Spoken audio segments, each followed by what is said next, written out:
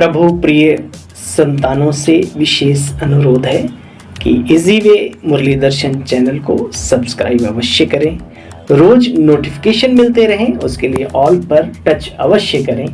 साथ साथ वीडियो अगर अच्छा लगा हो, स्पष्ट समझ में आया हो तो अवश्य सभी को शेयर करें और लाइक भी करना ना भूलें। अगर कुछ त्रुटि हो तो कमेंट बॉक्स में जाके अपने इस भाई को कमेंट भी करना ना भूलें। इन्हीं शब्दों के साथ आप सभी खुश रहें, खुशहाल रहें, खुशियां बांटें। तो आइए चलते हैं, सुनते हैं बाबा की मुरली का सार। कल की अव्यक्त मुरली सभी ने सुनी। जीवन भर याद करने के लिए कल की मुरली काफी है, हमारे जीवन को ऊंचा उठाने के लिए, सेवाओं को नया आयाम देने के लिए। जो लोग हमेशा रोते रहते हैं, हमारे सेंटर्स में भाई बहन नहीं आते, क्या करेंगे, कुछ करते नहीं हैं, रोते ही रहते हैं, और कभी कभी तो एक आधा जो आता है उसकी भी बुराइयां करने लगते हैं। तो मैं कहता हूं, अपनों को संभालो, लेकिन संभालेंगे तब जब पहले अपने को संभाले हुए होंगे। तो कल की मुरली बहुत ही सुंदर थी। बाबा ने कहा, बच्चे अभी मनसा सेवा का कार्य शुरू करो, सिद्धि स्वरूप बनकर के रहना सीखो, त्याग तपस्या का वायुमंडल, और विशेष बाबा ने याद दिलाया कि बेहद की वैराग्य वृत्ति का वायुमंडल बच्चे बनाओ। लोगों साधन तो यूज करने हैं, लेकिन साधना का वायुमंडल, और ये सारी बातें एक चीज में समाई हैं, प्रभु स्नेह। प्रभु से सारे वरदान प्राप्त करने हैं तो उससे प्यार करना सीखो, स्नेह करना सीखो, प्रेम में डूबे रहना सीखो, है ना। तो ये बहुत ही सुंदर हम सभी के लिए संदेश करके कल की मुरली में बाबा ने दिया। अब कौन कितना ध्यान रखता है वो उसके अपने ऊपर है। कल बाबा ने बिल्कुल पट खोल खोल के एक एक चीज बच्चों को समझा दी। बाबा सभी बच्चों को अपने नजरों में समा के रखते हैं। कोई कहीं भी बैठा हो, बाबा दूर बैठे बच्चों को दूर नहीं देखते, याद है ना। और संसार में परिस्थितियां तो उछाल मारेंगी, बहुत कुछ होगा, लेकिन बस एक अभ्यास, विदेही अशरीरी अवस्था में रहने का अभ्यास। चलते फिरते, खाते पीते, उठते बैठते, चलो कुछ आपकी धारणाएं थोड़ी कमजोर होंगी, थोड़ा कभी कभी काम क्रोध लोभ मोह ईर्ष्या द्वेष, ये अहंकार वश, ये छोटी छोटी नफरत, इनमें हो सकता आप लुढ़क जाते हो, कभी आप लोगों को हार महसूस होती हो, कभी पैर फिसल जाता हो। मेरे बहनों और भाइयों, ये साधना कभी छोड़ो मत। ये विदेहीपन की जो स्थिति है, इसका अभ्यास जरूर करते रहो। एक दिन आप, मैं लिख करके दे सकता हूं, आप उसमें विजयी हासिल करके ही रहेंगे। लेकिन होता क्या है, जब कभी स्वप्न संकल्प कोई व्यर्थ जीवन में ऐसा कचरा आ जाता है तो हम साधना पहले छोड़ देते हैं। ये कभी नहीं छोड़ना है ना। परहेज भी रखो और अपनी साधना रूपी खुराक भी आत्मा को देते रहो। बल, जिस योग को बल कहा गया है, अब योग ही नहीं लगाएंगे तो बल कहां से बनेगा। उन स्मृतियों में नहीं रहेंगे तो हम शक्तिशाली बन करके कैसे हम लड़ेंगे। भूखा बैल कब तक आपका खेत जोतेगा, भूखा घोड़ा कब तक दौड़ेगा युद्ध के मैदान में। इसलिए तन हो या मन हो, ये जीवन है, इसको खुराक निरंतर देते रहो। अच्छी अच्छी स्मृतियों की, अच्छी अच्छी योग साधनाओं की, बल की खुराक इन्हें जरूर देते रहो, ये बहुत जरूरी। मीठे बच्चे, तुम्हारा यह जीवन की वैल्यू को समझो। तुम्हारा यह जीवन देवताओं से भी उत्तम है।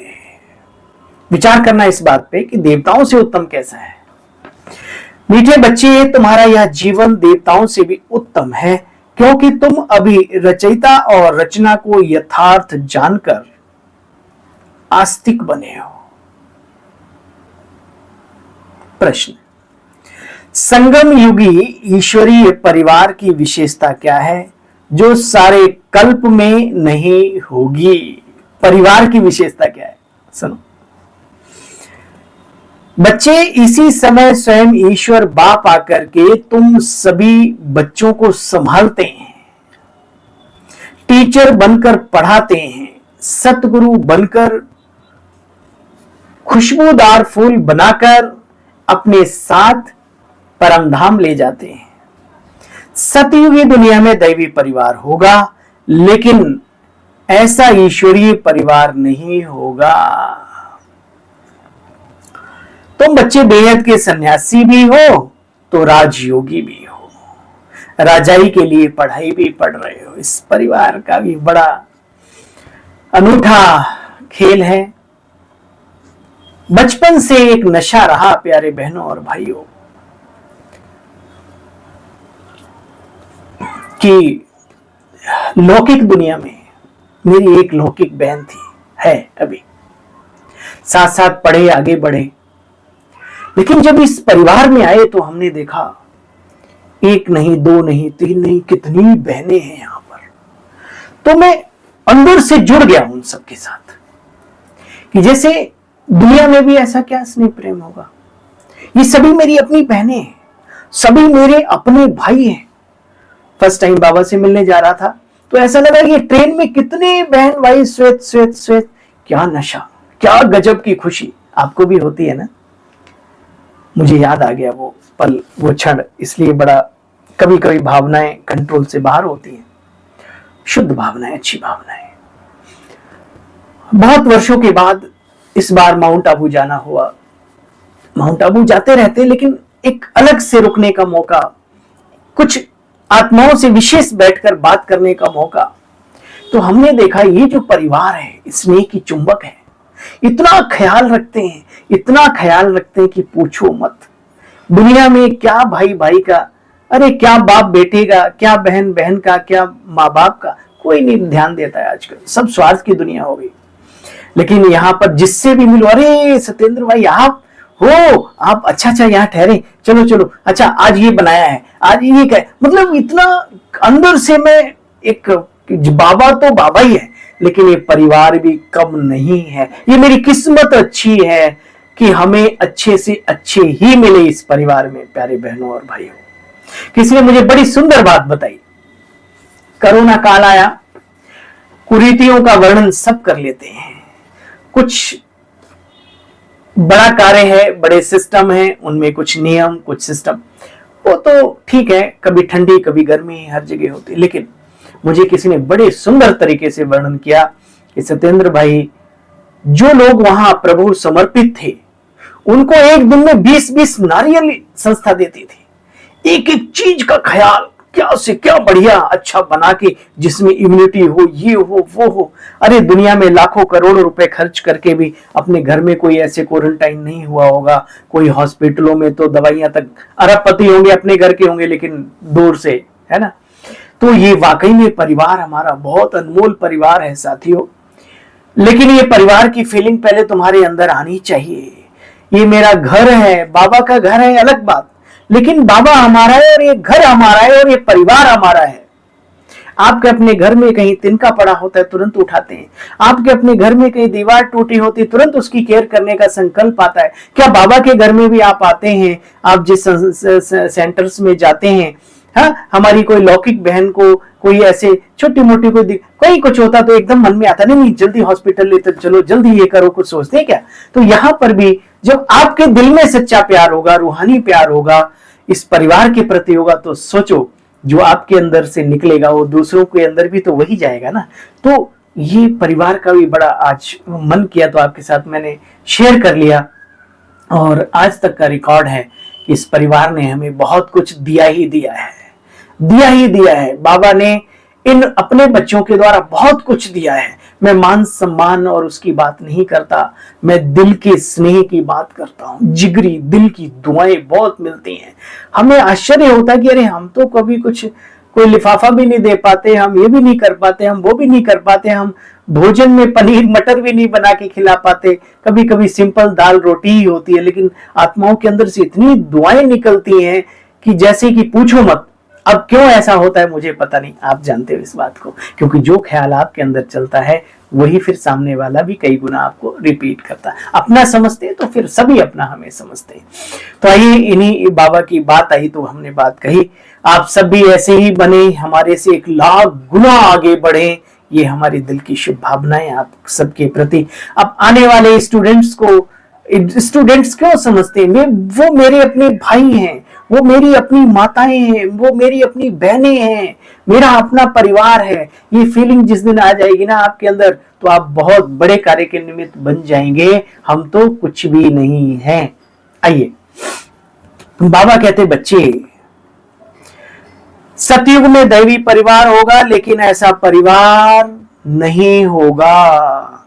तो बच्चे भी बेहद के सन्यासी भी हो तो राजयोगी भी हो, राजाई के लिए बच्चे पढ़ रहे हो।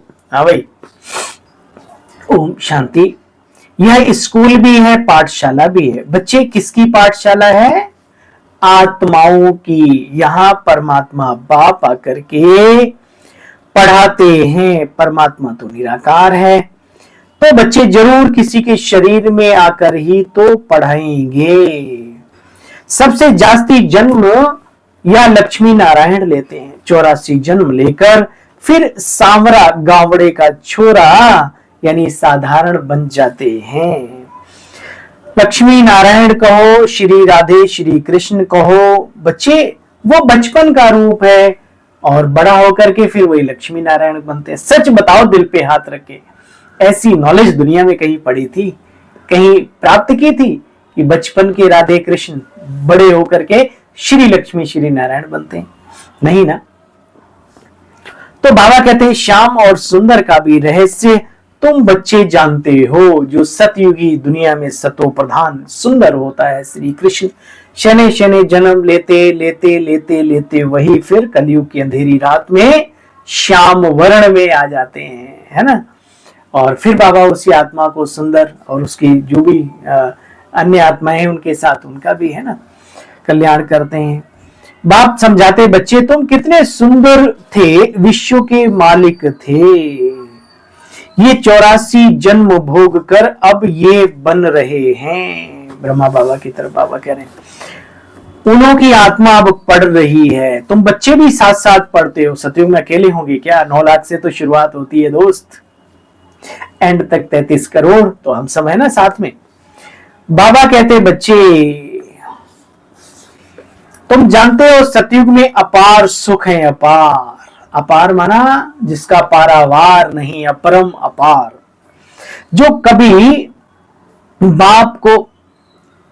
कभी बाप को याद करने की दरकार नहीं रहती। सतो प्रधान दुनिया में भगवान को क्यों याद करें, कोई दुख है ही नहीं। गायन है ना, दुख में सुमिरन। बाबा कहते बच्चे ये ब्राह्मण जीवन, ये पुरुषोत्तम युग में जो जन्म हमें मिला है, अलौकिक दिव्य बच्चे, ये हीरे जैसा जीवन है। श्री लक्ष्मी नारायण को हीरे जैसा नहीं कहेंगे, तुम्हारा हीरे जैसा जन्म है।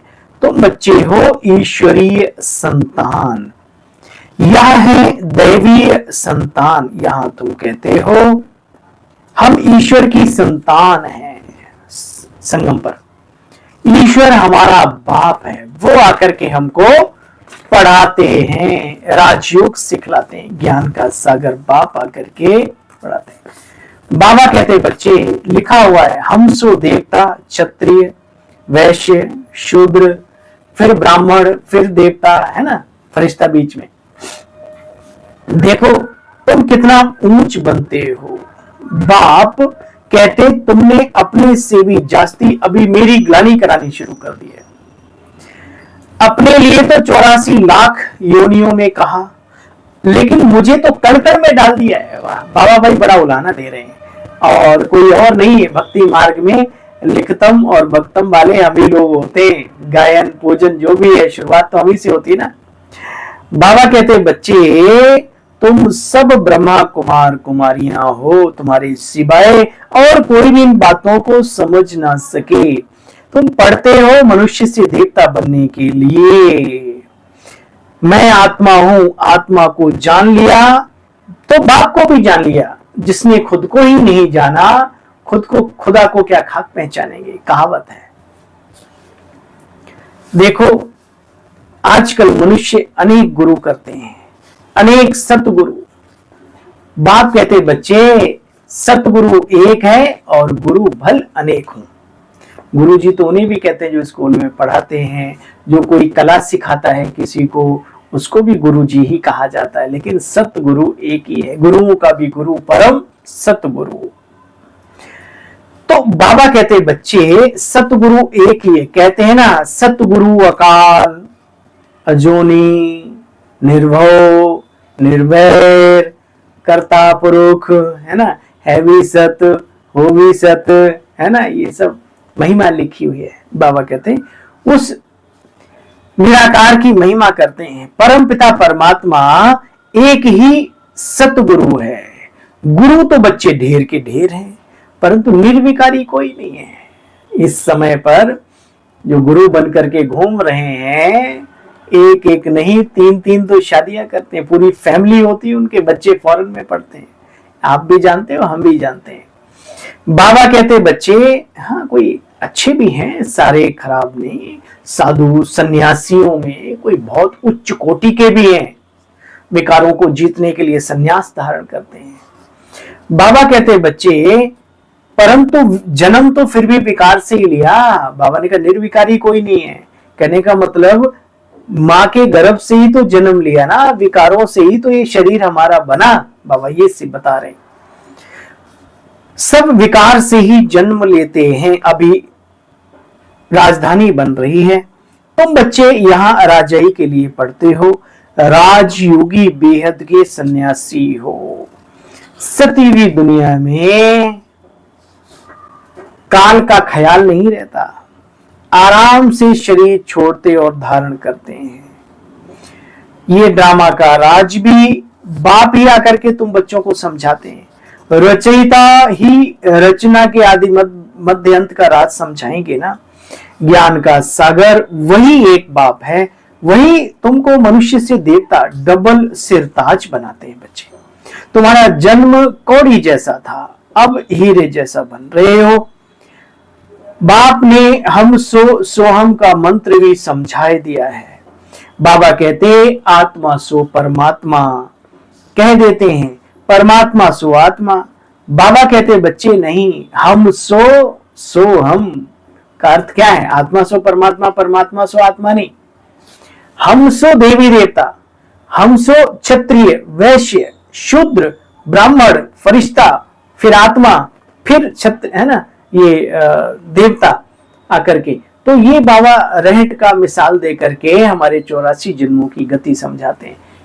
हे अर्जुन, तुम ही करोड़ों के स्वामी और तुम ही दरिद्र बन जाते हो। देखो बच्चे, हम सो सोहम का मंत्र भी बाप ने समझाया है। ब्राह्मण है, फिर ब्राह्मण सो देवता बनेंगे, फिर क्षत्रिय बनेंगे, फिर शूद्र। बच्चे ये सबसे ऊंचा तुम्हारा जीवन है। प्यारे बहनों और भाइयों, इस वैल्यूएबल लाइफ की वैल्यू करना सीखो। जब तुम अपनी जिंदगी की वैल्यू अपनी बुद्धि में रख करके जीवन जियोगे तो लोग भी तुम्हारी कीमत करने लगेंगे। याद रखना, जिंदगी ये मिलेगी ना दोबारा। कौन सी? ये ब्राह्मण जीवन, ठीक है ना। इसकी कदर करो, इसको बेकदरी में ना धकेलो। कभी कभी बड़ा दुख होता है, बने तो किसके बने, और उसके बन के भी बन नहीं पाए तो फिर क्या फायदा हुआ सिवाय समय की बर्बादी के। बाबा तो इतना सहज करके समझाते हैं बच्चे, कोई आडंबर करने की यहां आवश्यकता ही नहीं है। दिल की बात सुने दिल वाला, पूरा माला माल बना देता है। अरे बाहर एक घड़ी आधी की पुनाद, कुछ तो कर ले प्रभु को याद। ज्यादा 3-5 कुछ करना ही नहीं है।